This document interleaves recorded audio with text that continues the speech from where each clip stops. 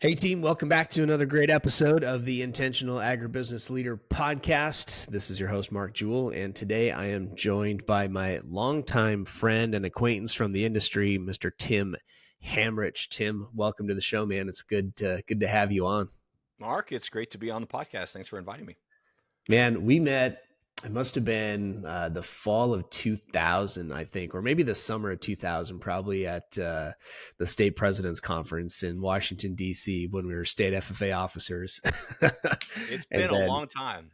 It's amazing the yeah, FFA connections. The industry is large, but in a lot of ways small. But the FFA connections just come up over and over again. I'm just amazed and really feel lucky to have friends that have known me that long and I've known that long. It's pretty cool. and it's getting longer. That's 24 years ago now. We might be getting old. Yeah, no kidding, man. Well, thanks for being on the show. We'll get into a little bit more about what you're up to with Cogent and other things here in a minute, but you get the same first question that everybody does. What does it mean for you, Tim, to be intentional? Yeah, I mean, for me, being intentional is it's all about making a choice, which I think sounds pretty obvious on the surface, but I'm amazed at how many times in my life that I just haven't made a choice. I've sort of been kind of waiting for opportunity to strike or Mm, without really knowing it, kind of going through the motions. But, it starts with making a choice. And then something that's really hard for me is making a choice that by making it eliminates all other possible choices. The opportunity cost is something that I've struggled with most of my adult life. Is like, well, I would like to do that, and I'd like to leave the door open for something better. And to me, being intentional is being willing to say, no, I'm not going to leave the door open for something better. This mm, is the choice I'm making intentionally. And so, yeah. I think about that word. That's where my mind goes. Yeah, I really like that approach. Very unique for some of the other approaches that I've heard in these interviews. It's really about making a choice. When I make a choice, I eliminate all other options. And that's hard. That's scary, right? It's like, well, hold on. I Yeah, don't know what the future is going to hold, or what if something better comes along? And I think, obviously you can adjust. It's not a life sentence, but certainly it's a mentality that's necessary. I think yeah. to going all in. Well, one of the things we talk about with our executive coaching clients is the whether or not they have the attractor factor. Hmm. Okay? And the attractor factor is there's three factors that we think leaders need to have in order to be able to build the right culture, have the right talent, to be able to create the organizations that they want. The attractor factor is that leader who is willing to make a choice and decide, this is what I stand for, this is who we are, this is who we're not. We realize that's going to repel some people, but that's also going to attract a certain type of people, and those are the type of people that we want. What I'm finding, where I'm finding a lot of leaders in the ag industry stuck these days, is in not being willing to make that choice for fear of not being able to get the talent, right? Like Mm-hmm. we're so hard up for people, warm bodies in many cases, that we're not willing to say, well, we don't need that type of person. Or if that person doesn't meet the standard, then, well, but they're close. And what you end up with are and this is the case for many people, is very frustrated leaders, especially in ag retail, trying to find those, people to come and do the jobs. And everybody seems to be struggling with it. However, I'm going to say this. There are some people that believe what you believe. They have made a choice. They've decided what they stand for. They've decided what they don't stand for. And those are the people that I'm seeing are winning the talent game right now. Yeah, because it's not just about getting them in the door, right? It's keeping them there. So yeah, you could say whatever you want and be for everybody to get them in the door, but as soon as they're in, Yeah. they're going to find out who you really are, and they're not going to stay.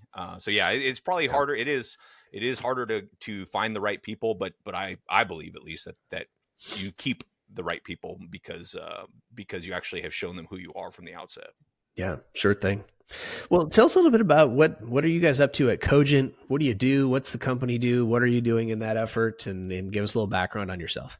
Sure. Yeah, I'm a bit of a late arrival to Cogent. Cogent was started, probably a decade ago now, by two guys, James Garner and JP Cataviella. And they were both doing communications and communications type work in California for a lot of ag groups, and went out on their own and started their own shop. You and I have both known one of those two guys, right? James Garner, for a long Yeah. time. He wore the Blue Jackets around the same time we did. And so him and I had remained friends. And what was going on with me is I had a recruitment company called AgGrad, and I was recruiting people. And to market that recruiting company, I had started a podcast. And this is in 2015. So podcasts were kind of really starting to get hot, and other people started asking me to help with their podcast.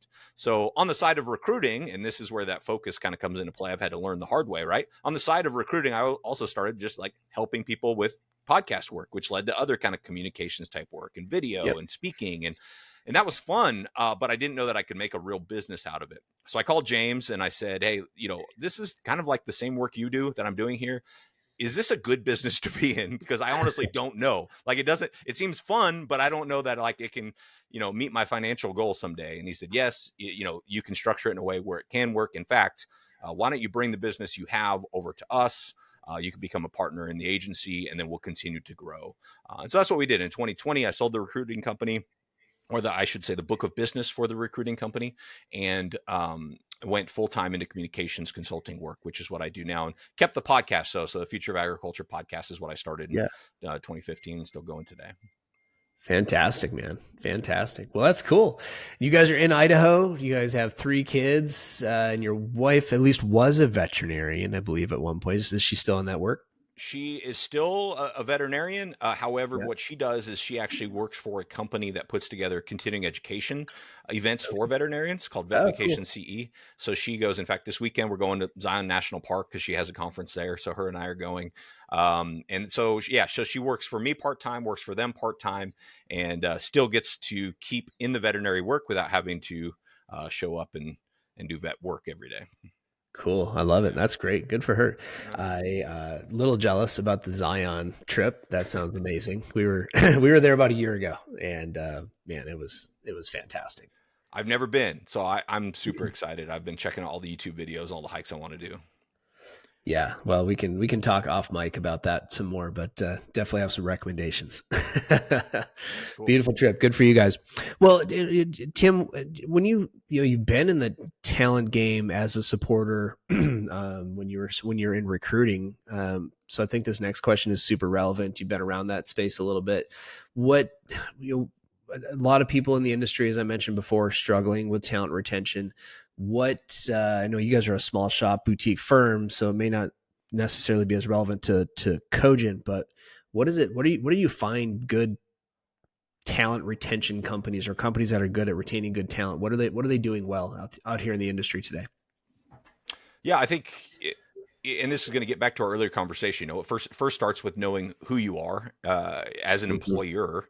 What you're going after and what fits in your system. For example, for us, we realize we are not a great place to foster early career talent and train people. Mhm. Every partner on a firm is 80% plus in the business, not on the business. And so we're just not up setting up systems, hand holding and training.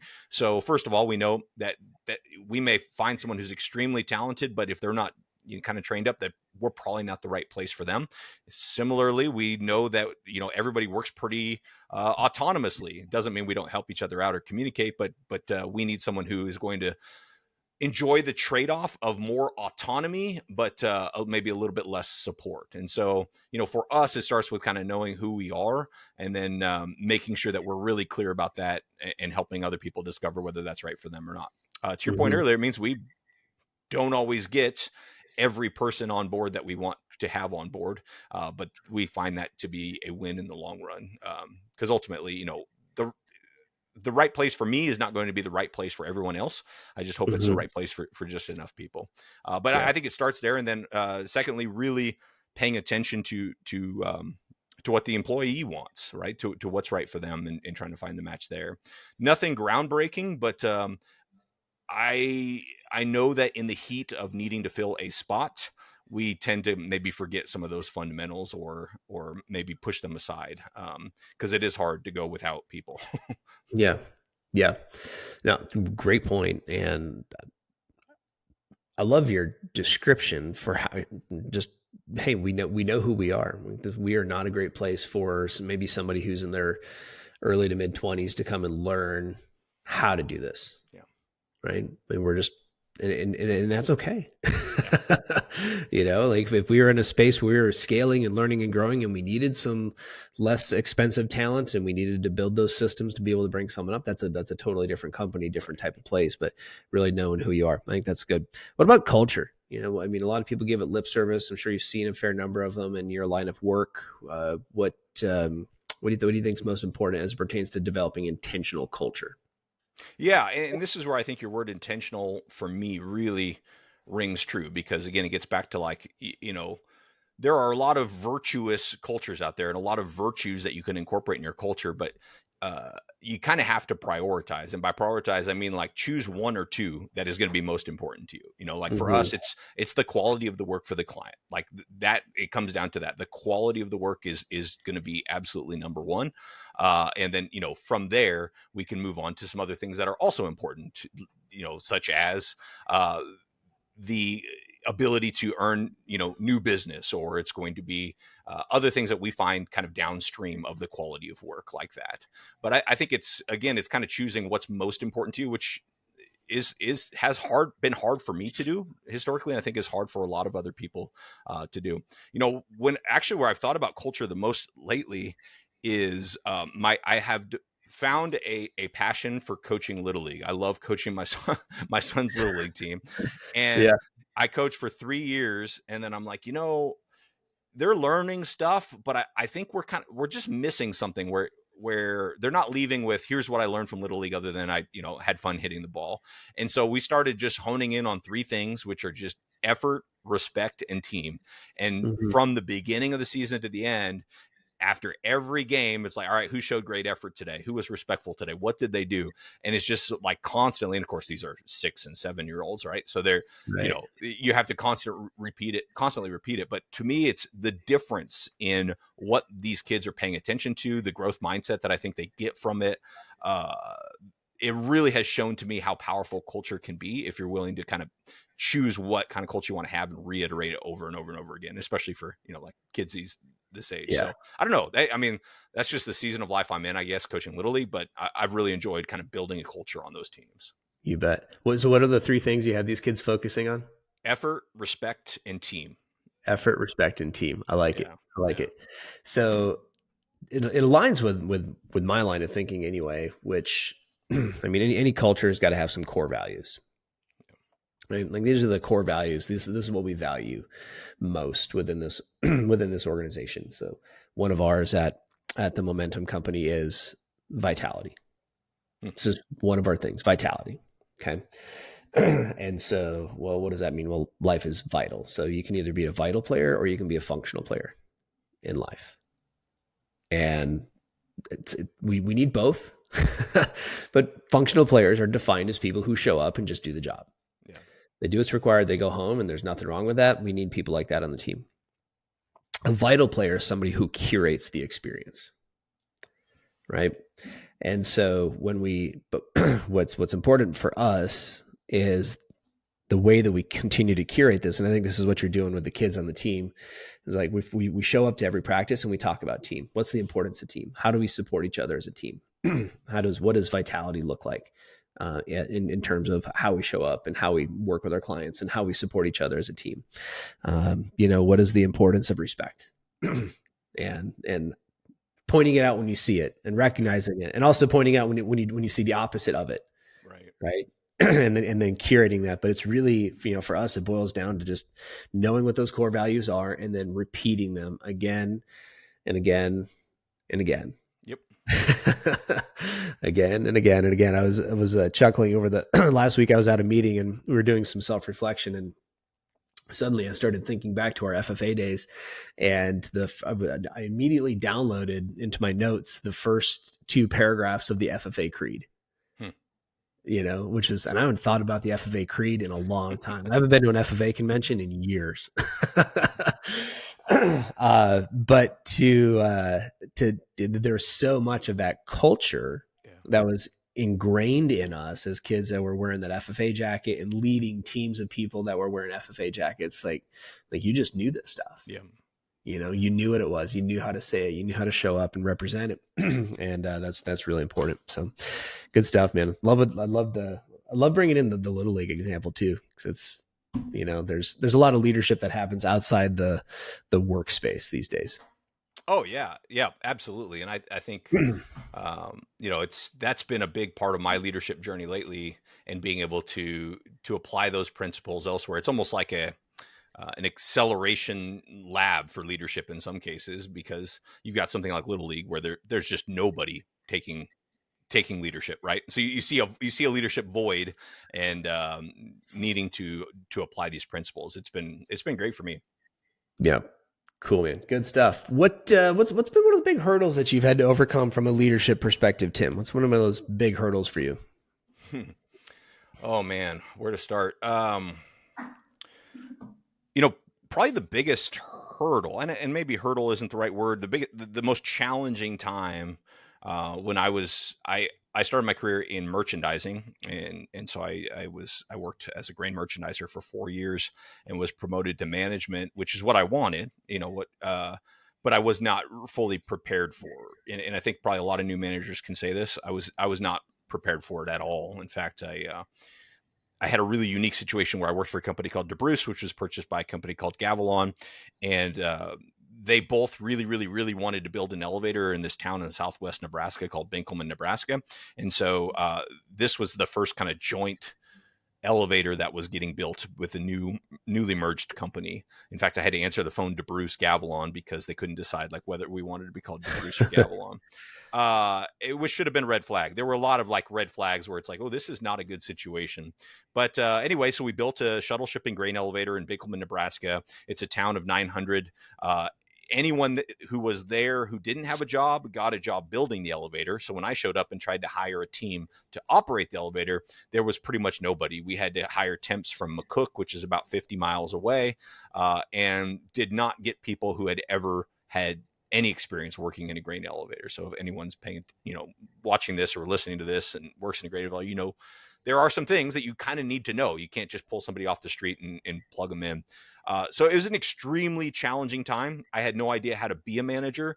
I had no qualified employees, and I was trying to not only help manage the construction that was happening on this elevator, but also buy and sell some grain. So as soon as it was ready, we could start shipping shuttles. So I was there for about a year and a half, and it was by far the most challenging time I've had. And I would say it was really some of my first experience in real leadership. You grow up Mm-hmm. talking about Mm-hmm. leadership, right, as a kid, but actually having to navigate a very challenging situation where safety is a concern, where operations are a concern, with an untrained group of people, was extremely tough. And I'm sure I could talk about this for an hour straight, but Right. a lot of lessons there about, number one, knowing your limits, right? I felt Mhm. like I was promoted because I was the guy who would just take it on.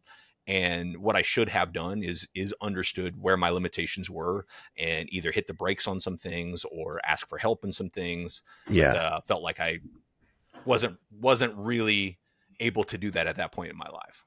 Right. Yeah. I think there's a lot of young courage that happens where we don't. I mean, in our business, and we have hundreds of people in our coaching programs at any given time, and the most challenging ones are always the young men under 28. Hmm. I would have been about that age. I think I would have been, Yeah. yeah, 28 or Yeah. 29 at that point. Yep. Yep. So that's because we don't know, like we're in that phase of that kind of that cowboy warrior phase of life. Like we want to grow, we want to prove ourselves, we don't want to be wrong. And so sometimes we don't know our limits. Yeah, and that's what's worked for us so far in our life, right? That's Yep. what has rewarded us to get to that point. But like they say, what got you here won't get you there, and that's a hard lesson to learn sometimes. Yep. Yep, absolutely. No, that's good. That's a big challenge right there, because I know a lot of people will won't even take it on, to be honest with you. Because that's heavy. Yeah, that would have been probably the smart move at that point. But luckily, there was no big incidents. I had one one instance where I was closing on our house up there, and a construction crane, had fallen over railroad tracks and derailed a BNSF train. And the owner of my company heard about it and was calling me as I was driving back from closing, and they thought it was our crane, or at least the construction group that was building our elevator. And so I'm like racing back to the elevator. I called the office. Nobody could listen because they were all out looking to see what had happened, and couldn't get a hold of anyone. Luckily, it was not our crane, but stuff like that. There were a lot of incidents where it could have gone really, really, really wrong. Right. Luckily, by the grace of God, it did not. But it was a good learning experience. I will So say that. wild. Yeah. So wild. Good stuff, man. Well, that's been the biggest, maybe a big challenge. What's been one of your biggest wins? Yeah, wins. I might think about wins a little differently than some. I read a while back the finite and infinite games. Simon Sinek Mhm. did a book. He wasn't the first one it's kind of a replay of this concept that's been around a while. I'm trying to remember the guy's name who actually came up with it. But anyway, I think a lot more about kind of the infinite game I'm trying to play. So like for me, it's a huge win to do this with you here today. Like I get up, I delivered one thing for a client this morning. I'm hopping on this podcast with you. Nobody's asking me what I did with my time today. Nobody's worried about that. I have this lifestyle where I get to live where I want to live and do what I want to do every day. And to me, like that's to me the biggest win. But it also didn't happen overnight, right? So to me, like that infinite game is sort of what I've been striving towards for maybe about a decade now. Since I went out on my own, and I really feel like that's my biggest win. Is really feeling fulfilled every day, feeling productive every day, and feeling like I have the flexibility to live out what's most important to me. Yeah, that's beautiful. Let's take that concept, the finite versus infinite. Mm-hmm. And can you just elaborate on that a little bit? Oh, And I sure. think that's a good concept for maybe those that haven't read the book or aren't familiar with the concept. Yeah, I mean, just to use my narrow example, a finite goal may be I want to make six figures, right? Six figures, like when you made six figures, it's finite, and then you make six figures, and it's like, okay, well then what, right? Whereas infinite game might be like, okay, I want to design a lifestyle where I'm excited to get up and live my life every day. That's you're never quite there. I mean, it's not like something you check off the list and you're done with. It's something that you're pursuing that's always going to be worth pursuing.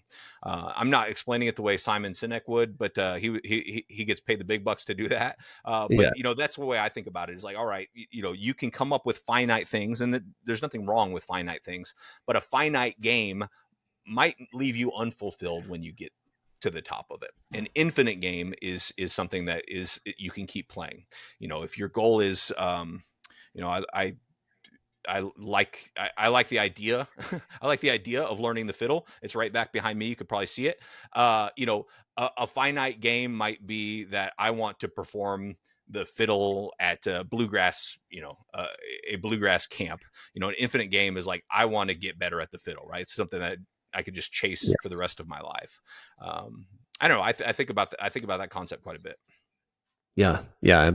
Well, it's a great concept. I think a lot to bring back the baseball analogy. Like I mean, one little league baseball game has a certain number of innings, right? It has a certain number. Like when you step up to the plate, you get three strikes and you're out, or you got to hit the ball and get on base or get walked, right? And there's basically three ways that this can go down. So there's finite rules and there's a finite amount of time that any of this can take. And you win or When you lose. and you win or you lose. It's very obvious, right? Whereas some of these other things, like the longevity of your career, Yeah.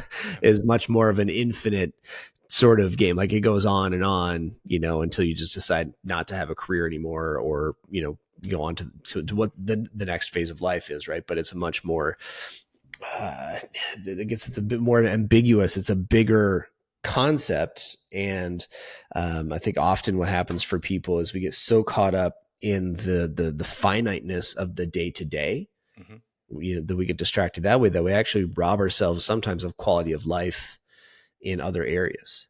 Right. And this is what I'm seeing. This is one of those problems that we try to solve with our Thriving Leader program, is helping people see, okay, we have the tools to be able to play that longer game better, Yep.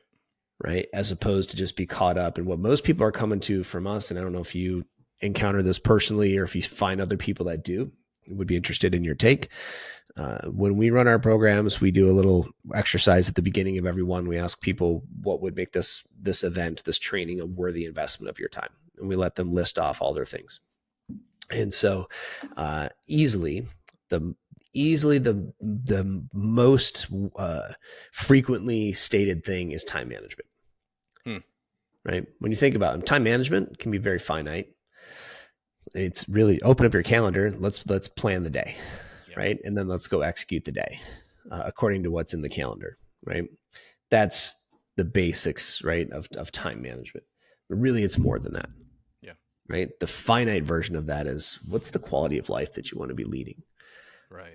What's the legacy that you want? What do you really want to be known for? What do what would you love to have done, at the end? Okay, let's set up the game to be able to play that, Yeah. to become the person who does that. So anyway, those are some of the challenges that we're encountering, that we're trying to help companies and people solve for, because those are the big infinite challenges. Absolutely. No, I think that's right on. And I think so. Then once you have that dialed in, the next step to me, even before time management, becomes energy management.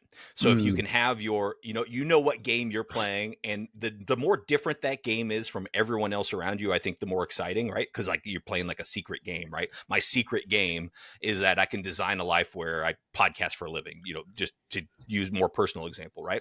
sure. But Yep. so then from there, before time management comes energy management, because to me, and I can only speak from personal experience, is that once my energy management is dialed in, my time management becomes a whole lot easier. It's like it's like putting the cart before the horse if I try to do time management first. Yep. Yep. Absolutely. Well, speaking of energy, what do? You look good, man. It's been a long Oh, time since we talked. It's been a long time since we've seen each other in person, for sure. What do you do to keep your energy up? I mean, I probably the same stuff as everybody else. I think the biggest thing is making time to move your body however you like to do that, Yep. steps, exercise, weights, whatever. And then the big unlock for me lately has been hydrating first thing in the morning. I was totally naive to how dehydrated I was spending my life, and what Mm, impact that had on me. And so like the big thing for me has just been like hydrating and moving. I still have a ways to go and where I want to be health wise, but just the pursuit of it has given me that energy that I'm talking about. So start off being nice. hydrated, start off with some decent sleep, start off with some kind of movement, and all of a sudden everything else just becomes like, oh, that thing I thought was going to take me 3 hours just got done in 1 hour, and I'm ready for the next one because I'm super motivated because I'm knocking stuff out. Beautiful. Yeah. I like it. I like it a lot. That's good. So other than hydrating, any other tips for maximum productivity? Oh man, don't try to do so damn much stuff. uh, like I uh, really try to figure out what's important. Would be my number one. The people I know that are most productive are not the are have somehow designed their work in a way where they're working on the most important stuff for them. It's harder to do in a Mhm. big company. I've worked in a big company before, so you don't always get that luxury of like deciding what's on your plate and what's not on your plate, and I get that. But I think number one, the energy management is what has helped me most. After that, then it just becomes a matter of trying to prioritize. I don't have any secret. I don't know a way to get more hours in the day. Don't sacrifice your sleep. Um, but I think for a lot of people, especially in what we'll call like the knowledge worker economy, you have some flexibility over what you focus on. And if you're Yeah. like me, what you tend to do is focus on the low value activities because it's easy and delay the high value activities because they're harder, and somehow tricking yourself to not do that is important as well. Right. Yeah. Beautiful. I'm with you, man. Like, my focus right now is what are the high leverage things that that we do, Yeah. that generate the biggest ROI, not just in terms of money, but also time and peace and sleep and energy and all those other things as well. We actually went through, we're actually going through a process right as you and I speak of evaluating like what's the financial effectiveness of every single one of our programs. And so to run a program takes energy, Yeah. right? Takes time, takes resources, takes focus. And so, historically what we do, we evaluate that just on a cost. Like, are we making more money than we're spending on that program? Hmm. Yep. Right. And that makes it a good program. Yeah. But then when you start to calculate your time into it, this is what's been new for us. We're actually figuring out, okay, what's Mark's time worth? What's Tim's Right. time worth? And then apply the percentage of time that you roughly allocate to each one of these projects and then figure out. So I had a program that was making money, but then as soon as I applied my actual time to it, Yep. what should I be being paid, right? Based on what my time is worth to do that project. All of a sudden we saw one of our programs was very inefficient. Yeah. And so we'd do two things in order for that program to stay according to this new standard for how we get to exist. Like, number one, we had to raise the price on it. Yeah. And number two, we had to get more people in it. And so we'll find out this year, if we can't get that done at the new price, then we have to cut the program. Yeah. And it's That's tough so, because we love doing that's it. hard. Like I love the program, Yep. right? And like, it's my favorite program, but it's costing us the most money Yeah.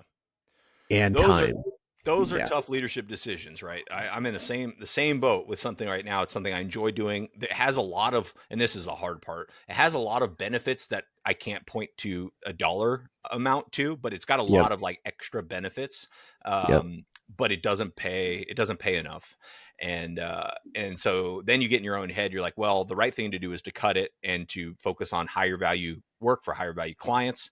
However, you're like, oh, the ag economy right now, not so good. Am I going to be able to replace it? And then before you know it, just kind of like sticks around. And I'm not saying that as an example of what to do. I'm saying that as an example of what not to do. But Right. that's the situation I'm in right now. Yeah. Well, I think that's where a lot of us get caught up and get bound up in the, uh, our sacred cows, so to speak, Yeah. right? I think as Seth Godin called it, but it's like like these are the things that we hold them dear, and we will justify it 6 ways till Sunday to come up with a reason to not have to make the hard decision. But Yeah. the reality is, like in most businesses, 80% of your revenue is probably coming from 20% of your customers, and 80% of the bulk of your stress is coming from those other 80% of your customers. Right. You can probably get rid of one or two. You probably have to cut one or two in order to get some of that life value back, and be able to create more vitality. But none of those, and that's why it's intentional. Yep. To be intentional requires going through and looking at the numbers, looking at time allocations, and seeing what's really important. Yeah. So, And where that would have been extremely hard for me is early in my career when I didn't realize it, but I had more of like a scarcity mindset of like, oh, if I lose this business, nobody's going to work with me. All right. There's no other potential client out there. Of course, as you work for a decade or two, you start to realize like, okay, there's opportunities do come and go. And that's why it's even more yeah. important to be intentional with which ones you choose and which ones you decide to let go of. And I'm talking to Yeah. myself right now because I'm literally going through this thought process, but I think it's important. I love it. I love it, man. All right. I know you're a big resource guy. You already mentioned The Infinite Game with Simon Sinek. What other Oh, yeah. books or resources should we be taking advantage of? Oh, Obviously, the man. Future of Ag podcast has got to Of be on the course, list. of course. Future Agriculture Podcast. Yeah, if you're, let's see, book wise, what is really, I think probably the most impactful business book on me, and I don't know that I can say like here are the takeaways from it, except for it really helped put into perspective for me like what's most important to me is, and this is a cliche one I think, but is Shoe Dog by Phil Knight. Oh His man, yeah. Oh man, it's a memoir, but it's a business book.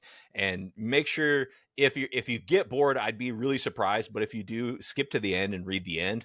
I won't give it away, but like he spends the whole book talking about how hard it was to build Nike and how many times Nike should have died, and it's amazing in and of itself. And there's a ton of value in that. And then Yep. something happens in his personal life that basically means like none of that could have happened, and I'd be okay if this last thing didn't happen. So anyway, I'll Mm, leave that cliffhanger because I don't want to spoil it. But like, man, when it hit me at the end hard about like, what am I doing, right? In the trenches every day building this, but like, I need to remember what I'm doing this for and who I'm yeah. doing this for. Anyway, highly recommend Shoe Dog. That's probably the most impactful one.